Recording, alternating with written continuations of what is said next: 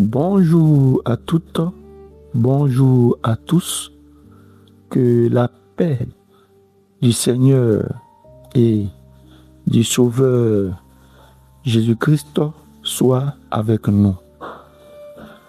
Tout en vous souhaitant la cordiale bienvenue à notre partage spirituel de ce jour,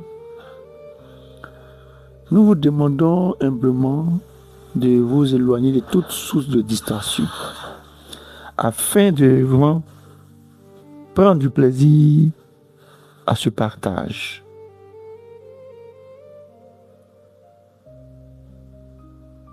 Dans un monde où tout semble avoir un prix, où la valeur des choses dépasse parfois la valeur des personnes, une question essentielle se pose. Et si l'argent n'était pas le problème, mais un instrument mal utilisé?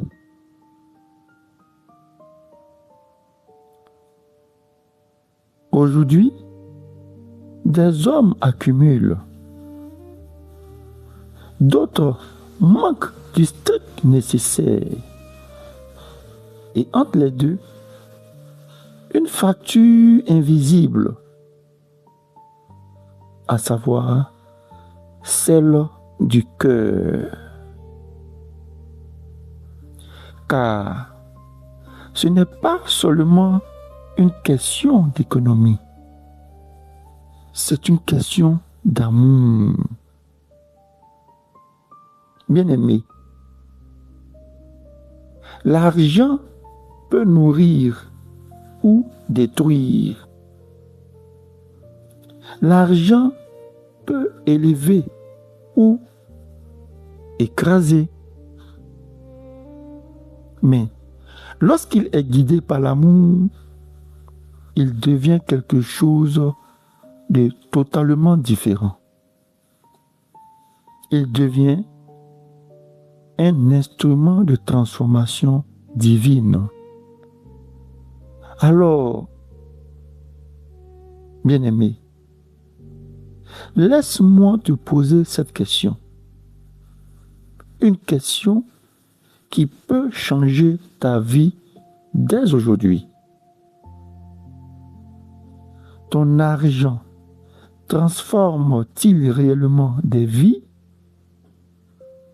Ou ne fait-il que circuler sans amour? Bien-aimé, voici un peu ce qui va constituer notre méditation. Avant d'entrer dans la première partie, comprenons que ce n'est pas ce que tu possèdes qui révèle ton cœur, mais ce que tu fais avec.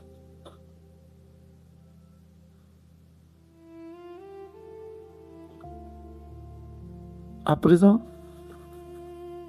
intéressons-nous à ce volet. L'argent n'est pas mauvais, mais le cœur peut l'être. Bien-aimé, de nos jours, beaucoup pensent que l'argent est mauvais. Mais à ce sujet, la vérité biblique est plus profonde. Lorsque nous lisons le passage tiré de 1 Timothée, chapitre 6, au verset 10, qui nous dit ceci.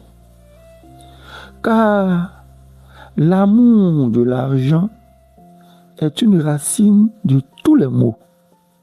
Amen. Frère,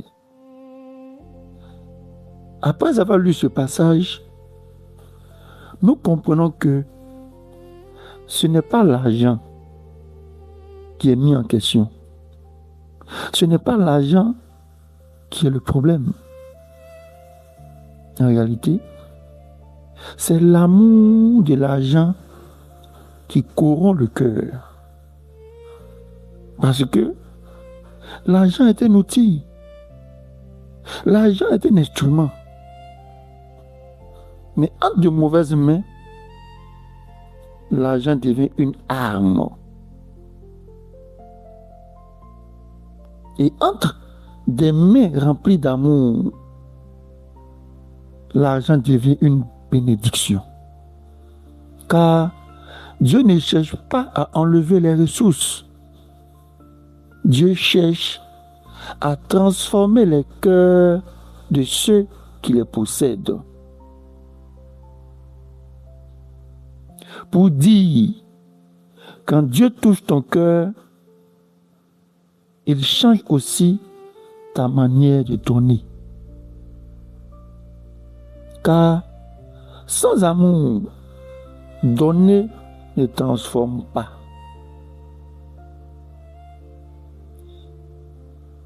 Bien-aimé, aujourd'hui, tu peux donner beaucoup d'argent et pourtant ne rien changer dans la vie des gens. Oui.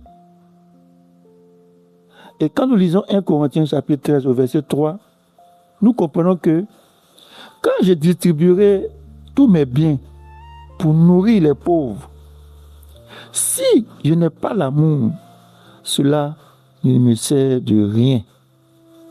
Frère, ce passage est fort, et même très fort, car il nous fait comprendre que tu peux aider sans aimer. Tu peux donner ton argent sans aimer les gens. Tu peux donner ton argent sans transformer la vie de ces personnes. Tu peux soulager avec ton argent sans restaurer l'âme de ces personnes, sans restaurer la vie de ces personnes. Alors une question mérite d'être posée. Pourquoi? La raison est simple. Parce que la transformation du cœur et de la vie d'une personne ne vient pas du don que tu fais, mais de l'amour qui réside dans le don. Pour dire, ce n'est pas l'argent en lui-même qui a la capacité de transformer la vie des personnes, mais c'est c'est l'amour qui accompagne l'argent qui transforme le cœur de ces personnes. C'est pourquoi nous savons tous, bien aimés, que l'amour restaure la dignité humaine. L'amour voit la personne, pas seulement le besoin. L'amour donne sans humilier. L'amour élève sans contrôler. Pour dire, quand l'amour accompagne ton argent, tu restaures la dignité des personnes. Tu vois les personnes pas seulement dans le besoin financier, bien entendu. Certes, il y a le besoin financier qui est là, mais tu n'es pas limité qu'à avoir cela. Tu vois autre chose. Quand l'amour donne, quand l'amour est accompagné de l'argent, du don, quand l'amour est accompagné du don, et donc de l'argent, alors on donne sans humilier. On élève sans contrôler, excusez-moi. Pour dire, quand tu donnes avec amour ton argent, tu dis à l'autre comme ça que tu as de la valeur. Bien-aimé, quand nous donnons notre argent avec amour à des personnes en difficulté, nous leur faisons passer un message pour leur dire qu'ils ont de la valeur à nos yeux. Retenons que l'amour ne donne pas seulement, il se donne lui-même. L'argent guidé par l'amour transforme les vies, bien-aimés. Quand l'amour dirige l'argent, quelque chose de surnaturel se produit. Quand l'amour dirige l'argent, quelque chose de surnaturel se produit. Parce qu'il faut savoir que partout où l'amour s'exprime, il y a toujours cette capacité divine-là de vouloir transformer la personne qui est impactée par cet amour. Du coup, si l'amour dirige l'argent, c'est normal que quelque chose de surnaturel se produise. Lisons alors Proverbe chapitre 19 au verset 17. Celui qui a pitié du pauvre prête à l'Éternel. Amen. Celui qui a pitié du pauvre prête à l'Éternel. Bien-aimé, ce que tu donnes aux démunis, ce que tu donnes aux pauvres, Dieu le considère comme un acte envers lui-même. Et ça, c'est une loi spirituelle. Ce que nous donnons aux démunis, Dieu le considère comme un acte envers sa personne, envers son être. Et voici alors ce qui se passe. Le pauvre reçoit plus qu'une aide, parce qu'il reçoit de l'espoir. Quand tu donnes aux pauvres, quand tu donnes ton argent aux pauvres avec amour, le pauvre n'est plus limité seulement qu'aux dons financiers, mais il entrevoit au-delà du don financier quelque chose d'autre qui a une valeur inestimable pour lui. Ainsi, tu lui redonnes de l'espoir où il avait perdu totalement l'espoir. Imaginez-vous une personne en difficulté, en extrême difficulté, qui touche partout pour avoir de l'aide et personne lui accorde l'importance. Et vous venez lui accorder de l'argent gracieusement, avec amour. Mais cette personne ne voit pas seulement l'argent qui est donné, bien vrai que c'est une réalité pour lui, mais il entrevoit notre vision au travers de l'argent. Il comprend qu'il y a toujours de l'espoir pour lui. Tant qu'il vit, tant qu'il respire, même étant pauvre, étant dans la difficulté financière, votre argent qu'il lui a donné avec amour lui fait comprendre qu'il y a toujours de l'espoir pour lui. C'est pourquoi le donneur reçoit plus qu'une satisfaction. Il est transformé aussi intérieurement. Lisons le passage tiré de l'Épître des Actes des Apôtres dans son chapitre 30 au verset 35. Il y a plus de bonheur à donner qu'à recevoir. Nous reprenons. Il y a plus de bonheur à donner qu'à recevoir. Amen. Bien-aimés, le bonheur évoqué dans ce passage est premièrement une joie intérieure et profonde. C'est-à-dire, c'est une joie qui vient de l'intérieur. C'est une joie qui vient de notre être intérieur, pas de l'extérieur. Parce que tu donnes et quelque chose en toi s'illumine. Tu ressens une paix, une satisfaction qui ne s'achète pas. Donc, le bonheur évoqué dans ce passage parle premièrement d'une joie intérieure. Ensuite, ce bonheur parle aussi du sentiment d'être aligné avec Dieu. Parce que quand tu donnes avec amour, tu fais exactement ce que Dieu fait. Tu entres ainsi dans sa nature, dans son caractère. Et tu es capable de ressentir ce que lui aussi ressent. En d'autres termes, c'est le bonheur d'être en accord avec la nature de Dieu. Le troisième point, tout en évoquant toujours le bonheur tiré du passage de Actes chapitre 20, le verset 35, c'est aussi une transformation du cœur. Donc le bonheur qu'il y a à donner fait allusion aussi à une transformation du cœur. Car ce bonheur vient aussi du fait que tu deviens moins égoïste.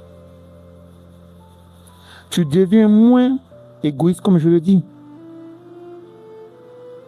Moins orgueilleux. Tu deviens une source. Et ton cœur s'élargit.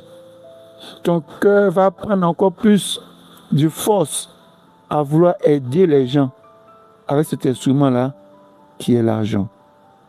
Et ça produit, bien aimé, une joie durable.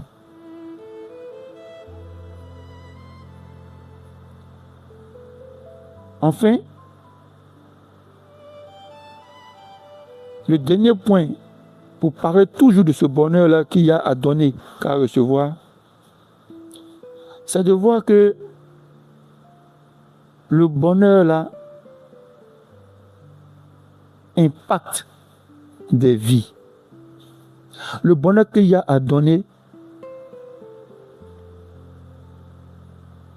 se perçoit aussi dans l'impact dans la vie des personnes. Parce que, bien aimé, quand tu donnes avec amour, tu vois quelqu'un sourire. Tu vois une situation changer. Et là, tu sais que tu as été utile. Et pour parler un peu plus dessus ce point-là, bien aimé, lorsque vous approchez des personnes en difficulté, par exemple, et que vous utilisez cet instrument-là qui est l'argent pour essayer d'impacter leur vie, pour essayer de transformer leur vie, et que vous voyez sur leur visage de grands sourires, c'est d'abord même l'étonnement qui est suivi d'un grand sourire. Vous comprenez que il y a un sentiment qu'on ne peut pas décrire. Il y a une joie qui illumine le visage de ces personnes. Il y a une paix très profonde qui vous envahit. C'est là où vous comprenez que votre geste, votre aide en termes de ressources financières, accompagnée de l'amour, vous permet de comprendre que vous devenez utile pour ces personnes-là. Vous devenez utile dans la vie de ces personnes-là. Et si Dieu permet,